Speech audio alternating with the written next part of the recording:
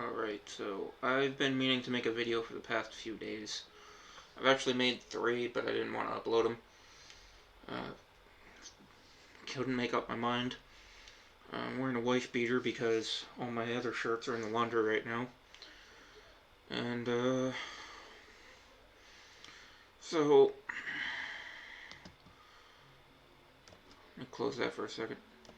I've been having an issue with Linux Mint, and past 3 days that kind of led me down a rabbit hole of, okay, let me try out some other distros, maybe I'll have some better luck. And it really, anytime,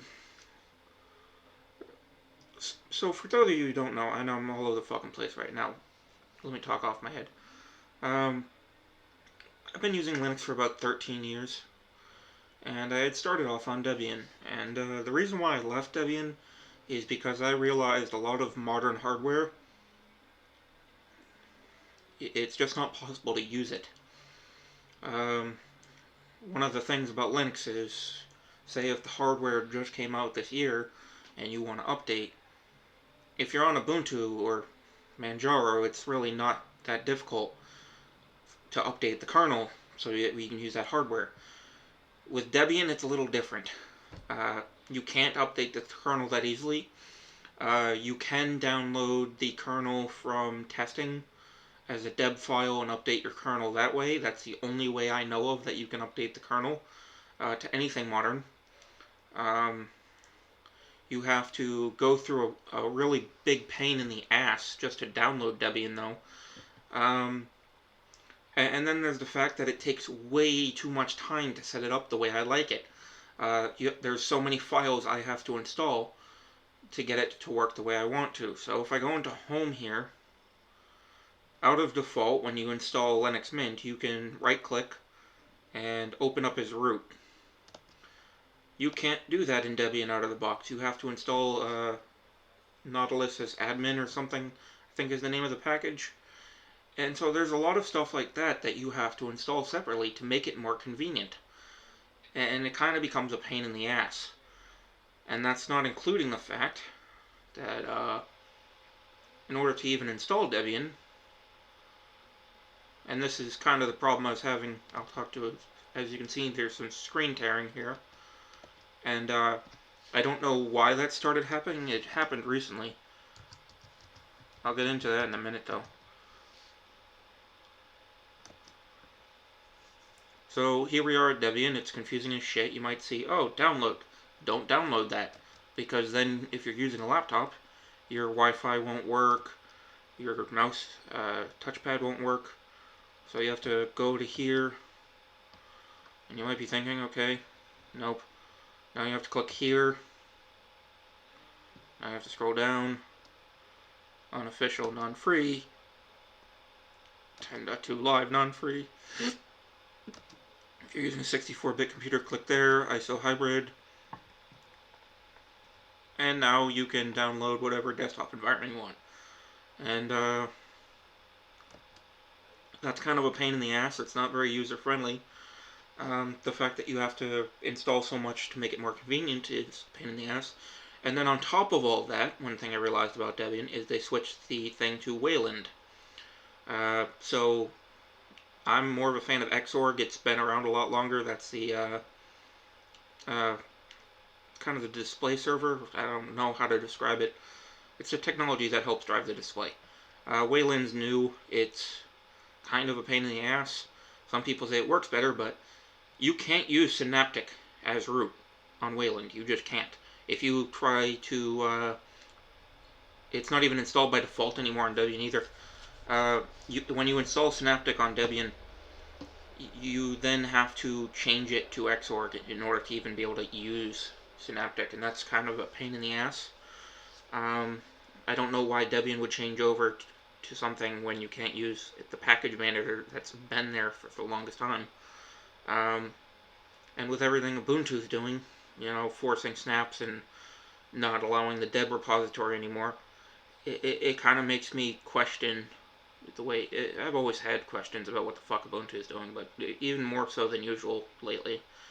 So the problem I'm having, and I don't know when this started, It's been about a week I've noticed it. Prior to that, it didn't matter. Even if I had like the latest kernel, I've never had an issue with Linux Mint. But if we install Radeon,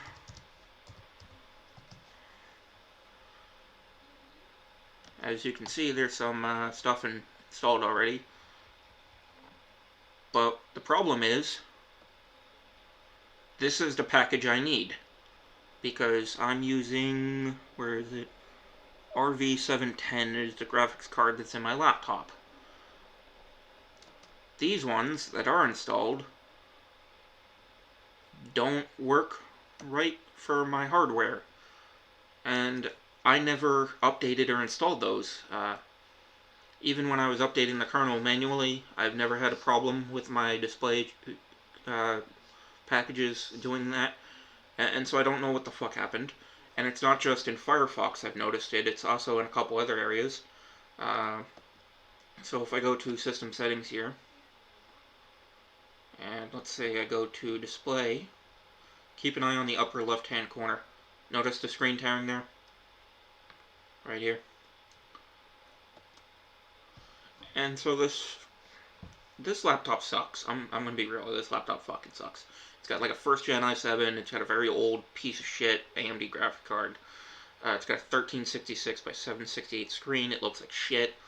It's a little better than 720p, but it still looks like shit. It's not...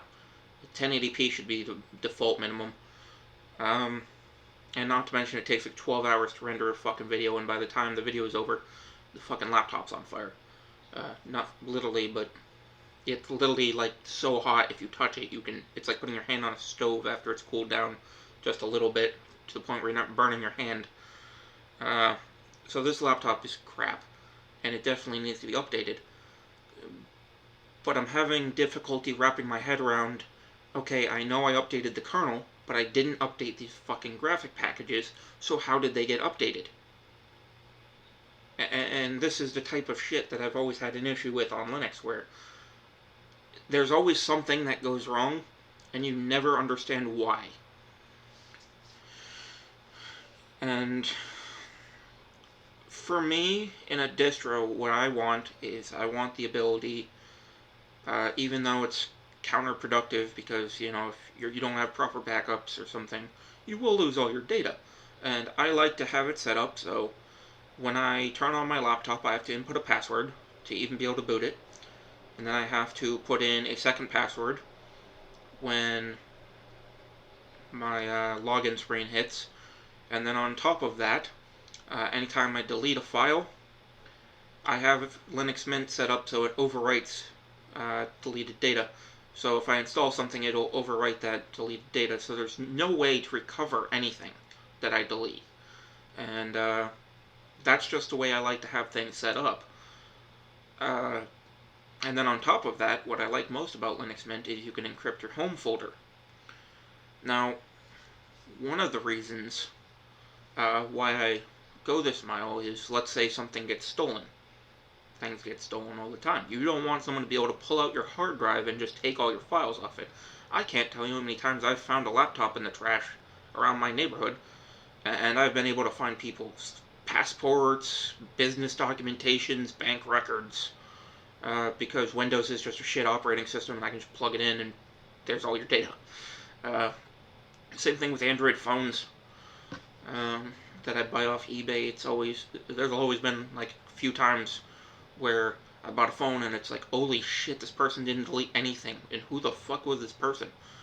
A lot of questionable shit on some people's phones, I'll tell you that much. What was it I recently bought? I think it was the OnePlus One.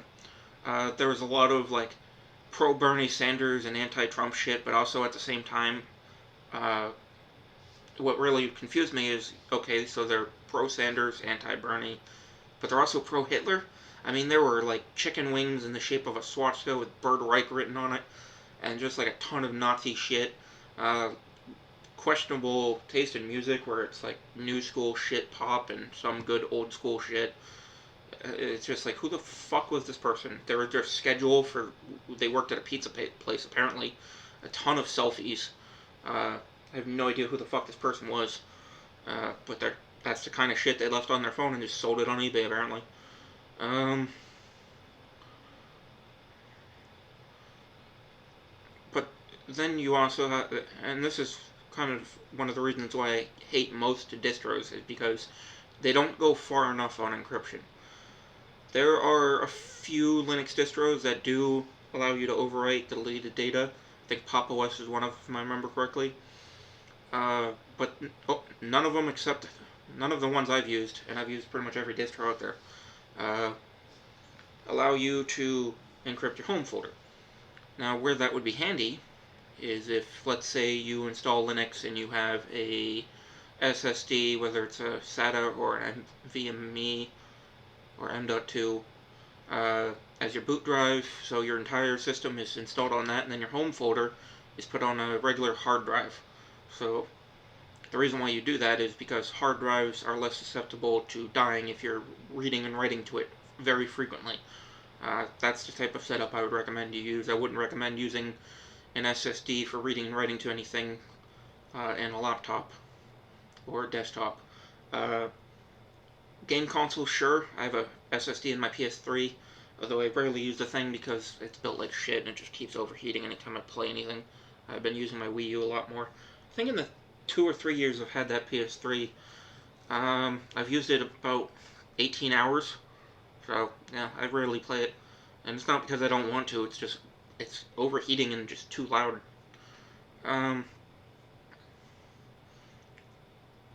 But the fact of the matter is, if you put your home folder, back to the topic at hand, if you put your home folder on a hard drive and you have your system on the SSD will be encrypted. But someone can just take your hard drive out of your computer and everything that's on your home folder is there. And some people, that's not really a big deal. It's like, oh, they're just pictures of my cats or some stupid shit like that. But if you do work and, that shit could end up costing your company money, or if you work literally anywhere where data might be sensitive, it's best to take the steps necessary to do that. And then there's also the fact that even if you're just run-of-the-mill person, if someone steals your shit and they have access to your hard drive, they could sell that to someone and God knows what they're going to do with it, so there's that. And it's just best to take precautions against that type of shit. And so that's kind of where I am with Linux. Is I've used recently Manjaro, and Manjaro will not boot off a USB for shit. I had to go out and buy some DVD-R discs. And the reason why I went with DVD-R instead of RW is because in recent years, due to the fact that they're not making physical media as much, it's almost impossible to buy 16x DVD RWs anymore. In fact, I can't find them anywhere. They're very slow, and the only ones that are fast are the DVD-Rs, which, as soon as you write to it, that's it. You can't rewrite anything to it. It's just there. And that's kind of an issue. And the fact that I have to use DVD-R in the first place is an issue when I could just use the USB. The technology is a lot better, especially for that scenario. I've used Fedora again. I'm actually much better with Fedora. But the packages, they're just non-existent. It doesn't have the package list that I would require for day-to-day use. GUVC view that I'm using here to show you my fucking ugly face doesn't exist really on anything but Debian systems. So Debian and Ubuntu-based system, that's all you can get this on. And it's one of the best.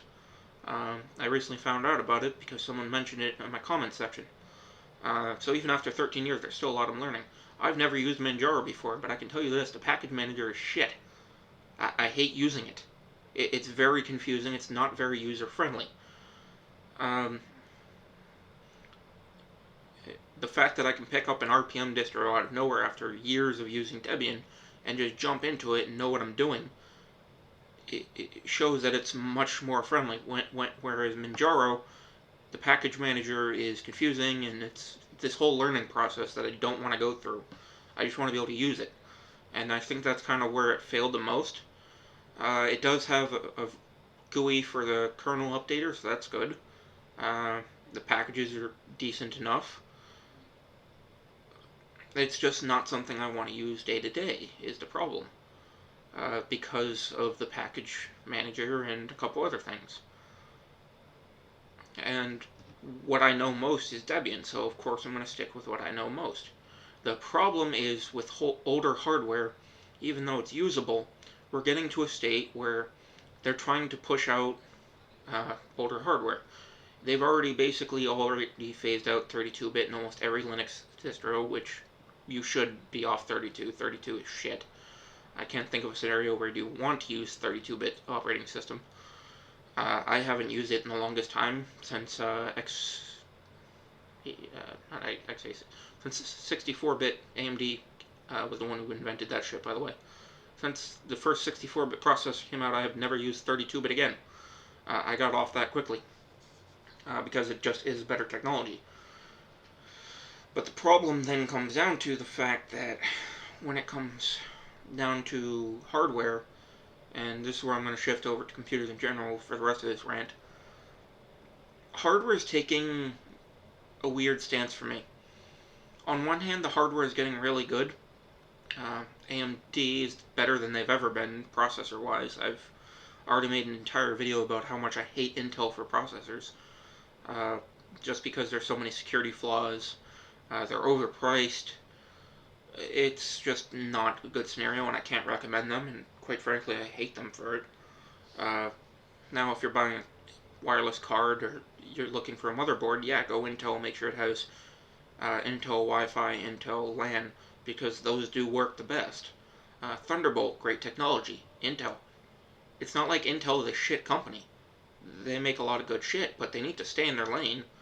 And as far as processors go, yeah, they've made some good processors in the past, but they've become complacent to the point where they're irrelevant.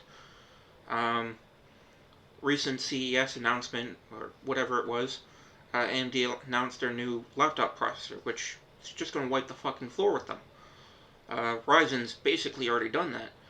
But where AMD is still lacking, and where they've always lacked, is the graphics department. And that's one of the reasons why NVIDIA is so big, and why I'm mostly a fan of NVIDIA. Now, I have a GameCube, a Wii U, a PS3, and a PS2, and a broken Wii somewhere. And almost all of those have AMD graphics in them. And for me, if you're looking for something cheap and you're just going to be using a 1080p 60 frame per second monitor, go AMD. You won't go wrong. But if you want to do actual work and you're looking at doing anything serious, you don't really have a choice other than NVIDIA, especially in the high end. I mean, yeah, the 5700 XT can kind of compete with the 2080 Ti. There was a video on YouTube by ePostbox, I think it is. I'm probably butchering that pronunciation. He's someone I follow on YouTube. I like his videos. I'm not affiliated with him. But he basically showed in a head-to-head comparison, like the 5700 XT can compete with the 2080 Ti. So I would like to think when Big Navi comes out that it's going to be on the equivalent, but then Ampere's almost out. And Ampere is supposed to be like at least twice as fast, if not more. 25 to 50%, I think, is the estimate, faster. So, you know, NVIDIA's gonna make AMD irrelevant in the GPU department yet again. And then there's the fact that Quadros exist. For workstation graphics cards, you have no alternative other than NVIDIA. I mean, there is nothing on the market that can compete with, what was it, the 50 RX 8000? I think is the most high-end, which has like 48 gigs of RAM in the graphics card. And then AMD did the questionable shit with the Mac Pro that came out recently, where they released a third rendition of their Duo graphics card. They made one originally, then they made a water-cooled version of it, and then they updated it using Vega architecture with the same name, which is fucking stupid. Because anytime I search for the last version which had Vega, I get the older one that is just outdated shit. Or the water-cooled one, which also outdated shit. But the new one has 32 gigs of RAM, I want to say, and it's Apple exclusive. They made a great high-end card, and they made it fucking exclusive to Apple. And this is why I'm never really been just go with this company. There are companies I've bought shit from, and I know it's good, so I'll stick with that. But I've never really been a fanboy because this is the type of shit that happens. We're at the point where if I'm giving a recommendation for someone to build a computer, I would go AMD CPU and NVIDIA GPU. Because AMD can't compete high-end in the graphics card department. And Intel can't really compete in the CPU department because everything's just overpriced and not worth it, especially when you factor in the security flaws. But then on top of all of that, computer cases. Everything on the market's got tempered glass and fucking RGB shit on it. And they're like, this is a workstation. No, it's really not. Like, yeah, sure, if you're just video editing, sure. But you're gonna have to hook up so many fucking dongles and take up your entire desk space with shit. And that's kind of where I'm at. And why I get so pissed about the way the market's heading is because they're basically phasing out functionality. I mean, there was a time when you could buy, not even that long ago, a full tower, and it had enough space where you could put in a Blu-ray drive, which people still use. I'll get to that in a second. You could put in a card reader, so if you needed an SD card, you could put in a drive bay, so you could just shove a hard drive in it. Nowadays, you would have to buy a USB adapter to put the hard drive in and the cards in. They make that, it's $50, but it's something that you have to put on your desk. It's just, we're just getting to the point where nothing's built into the computer anymore. And then on top of that, there's almost no, and I mean no, computer cases that allow you to put the motherboard horizontally like that. And one of the reasons why you'd want to is, especially if you're spending like $5,000 fucking dollars on a graphics card, or even a couple hundred, the last thing you want to do is for that money to go down the shitter when the card starts bending, because gravity is not your friend. And there are things you can do to mitigate that, and the way you put the wiring, but at the end of the day, I'd rather lay my computer down flat. I've always liked horizontal build cases. My last desktop was horizontal. It was an HP business version. But that's just where we're at, where everything's dongles and bullshit. Physical media is being phased out, even though there are some people that are using it. We're getting to the point where you don't own anything you buy anymore, whether it's movies or video games. And the entire industry is just going to shit. And at the same time, Linux is getting better. But the problem there is there's still valid uses for disks. Let's say you wanted to make a Plex server or something. The fact that I have to buy an external that plugs into USB instead of just shoving it into my computer is kind of a problem. The fact that Linux is really the only operating system that supports a lot of this old hardware now, because the main drivers just aren't there in Mac anymore, or Windows. And Windows is shit, by the way, that when they're forcing everyone to use now that Windows 7 is dead. It's just getting to be too much. And some of the decisions they make are just questionable. I mean, Gigabyte just made a fantastic looking motherboard. Granted, it cost $600 fucking dollars. For the 3rd gen Threadripper, the Designaire, but it's XL80X. Well, the problem there is, well, let's say I wanted to build an actual proper workstation. There's almost no, with the exception of the Roswell Thor V2, proper workstation cases. None. Everything is tempered glass and RGB bullshit. And that's kind of the problem there, is they're not catering to the few that want a minimalistic design, with no RGB and tempered glass. They're forcing you into buying something you might not want to. And it's the same thing with TVs, which are HDR. The technology is definitely not there. It looks like shit. It's just too oversaturated and washed out. Most of the screens that have HDR can't properly display it because they're not bright enough. And you know, they basically use marketing to force you to think, oh, this is good. And then the people that know it's shit, they're forced to buy it because there's nothing else on the market.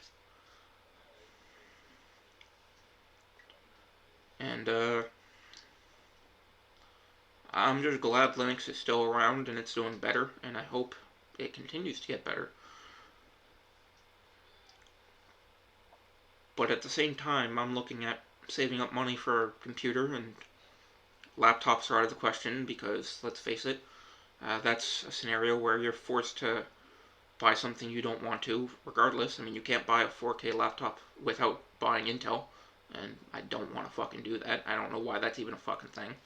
And I think that's one of the reasons why 4K is a fucking failure, especially with Netflix. If you want to watch Netflix 4K, I think the requirements are that you have to have the latest Intel processor and you have to have Windows 10. And it's that kind of shit. That kind of shit that makes people go to piracy. Because there's just too much restriction on it. And then on top of that, a lot of the movies they're coming out with on 4K were originally released on VHS. So they're just upscaling it. So there's no point in paying the extra amount of money. Excuse me, you could just buy a DVD. And then if you wanted to put this shit on a Plex server, Plex is going to shit because it's trying to become yet another streaming service. Jellyfin's an open source alternative. Jellyfin, I don't remember. It's one of the two. Was it Jellyfin? Let's look. Fuck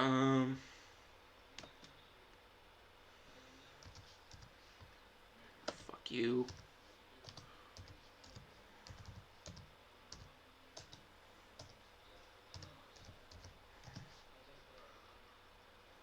Yeah, it's Jellyfin. So there's a lot more in the free and open source community coming out to look forward to than there is anywhere else, unfortunately. But when it comes to hardware and me wanting to, I don't want to say support legacy hardware because DVDs are still useful. There are still people who play it. They're still coming out with Blu-rays. So it's not like an obsolete format. It's not like I'm going to go put a fucking 5 1/4 inch fucking floppy drive bay in it, or a 3 1/4 inch floppy drive bay in it. That's fucking stupid. Floppies are fucking irrelevant now. But I would at least like to have the option of spending $60 fucking of my money on a Blu-ray drive and then look for a case that I can actually shove that into. The fact that almost none of the high-end cases have this shit is kind of a problem. Because, let's get this clear, if you're looking at mini ITX or micro ATX, the cases that fit my needs, that are minimalistic, that are very simple, that don't have tempered glass and RGB bullshit, and that have the drive bays, endless supply. Endless fucking supply. And that's where I have the issue. Is you're basically saying, hey, if you want a minimalistic design with no tempered glass, with no RGB, then go buy something cheap. Fuck you. That's basically the message the market is sending to people like me, who are still into the very clean shit, who don't want some fancy fucking $300 case that has a tempered glass window, which the minute you drop that, it's going to shatter into a million fucking pieces. Excuse me. And it's just a nightmare to see where the market is going. Because, as I've said, the hardware is getting great. AMD's trying their best. Like I said, if you're looking for something cheap that works well, and you're just using a 1080p 60 frame per second monitor, go AMD all day. It's worth the money. It's always been worth the money to do that. But if you're looking for like a workstation card, NVIDIA or nothing. If you're looking for a CPU, now more than ever, AMD or nothing. Intel's got too many fucking security risks. But when it comes down to finding a case, that's where everything goes to shit, because you can't really just, I mean, you could just get a test bench, but why would you? And that's kind of the problem I have with the market. I know this thing's been a rant, and how long has it been now? Wrong one. Been ranting for half an hour. Okay, so I think I'm gonna wrap this up because I've been ranting for half an hour. But I don't think this is just a me problem, because I'm sure there's got to be more people other than me who don't want glass and fucking tempered panels and all this shit. And the fact that they're releasing XL-ATX motherboards again, but there's almost no fucking cases that can support it that don't have this shit, it just pisses me off. I'm hoping things change for the better. I really don't have much hope for it to get better. I mean, it's clear this is where they want the market to go. And it's just a fucking shame, because people like me who just want something clean and I can't fucking speak tonight, minimalistic, are basically told to go buy something cheap and to go fuck ourselves. And while that's great for saving money, it's really not that good in the long term. And this is where I'm going to end the video. If you're looking for a Linux distro, I would highly recommend Linux Mint, just because of the encryption opportunities there are, and because it's very simple and easy to use out the box. If you're okay with taking forever, and by that I mean like 3 to 4 hours setting up a distro, Debian definitely. I wouldn't recommend Pop! OS just because the way it updates. You can't work while it updates the system. It's like Windows, and that fucking pisses me off. I wouldn't recommend Fedora unless you're just browsing the web and looking at social media, because it doesn't have the packages needed. And if you can get Manjaro to work and you're familiar enough with Arch, go ahead. I wouldn't recommend it to a new user. So my recommendation, if you're watching this and you have started switching from Windows 7, which hopefully you did, and you didn't go to Windows 10, I would say Linux Mint or Linux Lite would be my two recommendations if you're a newbie. If you're someone who learns fast and can pick things up quickly, maybe give Debian a try. But I'm going to have to update my hardware now more than ever because of this shit that's happening with the graphics card and the fact that the hardware is no longer being supported. And that's going to be the video. Alright, see you guys next week. If I do a video before then I'll see you then. Sorry I haven't made a video in a couple weeks. I'm kind of fucking busy. And till next time, consider subscribing maybe. Like the video if you did. Dislike if you don't. I honestly don't care. I'm just doing this shit because I'm trying to learn video editing and shit like that. That's why I made my YouTube channel in the first place. I'm gonna go watch some TV. Have a good night. Or morning, whenever you're watching this. I don't know. I'm kind of fucking tired, even though I slept all day. Alright, I'm out.